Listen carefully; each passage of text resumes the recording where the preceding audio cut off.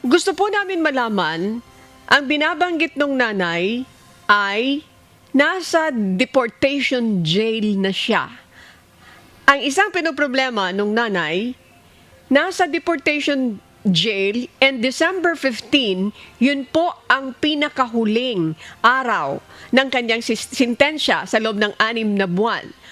Ayaw magbigay ng exit visa yung kanyang employer. Ayaw nang makialam dito sa nangyari.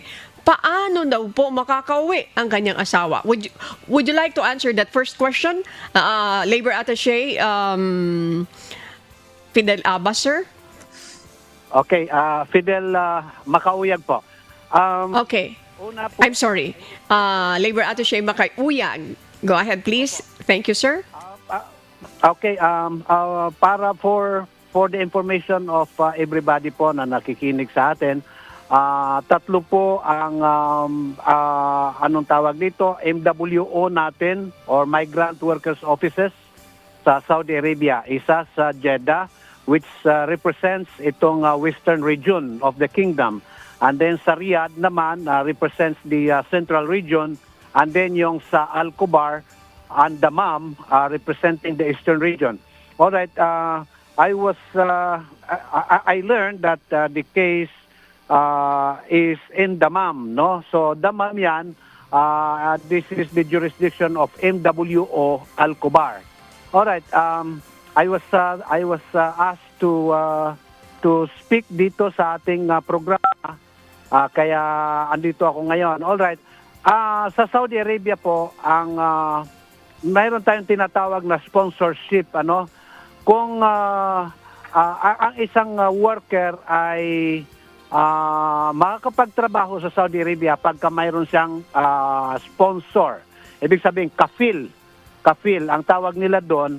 At itong kafil is the one controlling the movement of the workers, including yung pag-uwi. Kasi pagka pagpapasok ka, kailangan magbigay siya ng entry visa. Pag paalis ka naman, kailangan magbigay siya ng exit visa. Alright.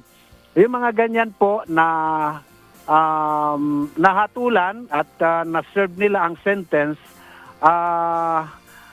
kung hindi usually ang nangyayari diyan ay deportation, ano? Pagka deportation, the one giving the exit visa is the government. Okay? Now, kung yan naman ay hindi dineclare na runaway or hindi din sinisante ng employer, pwedeng ang employer ay mag-issue na exit visa para sa kanyang deportation. But the authority of the employer to issue exit visa for a deportee becomes meaningless kasi kahit hindi magbigay ng exit visa, ang government mismo through the immigration office ng Saudi Arabia will issue the exit visa for the deportation. Okay, Attorney Dot, that answers my question. Kung nag-aalala yung nanay, yung asawa, dahil walang exit visa, sabi niyo po, meaningless ito. Okay. Deportation process, meaning to say, government to government, gobyerno ang magdi-deport dito at kahit na hindi nang bigyan ng exit visa ng employer, makakaalis siya. Am I right, Labor Attaché Fidel Makauyag, sir? Tama po, ma'am. Tama po, ma'am.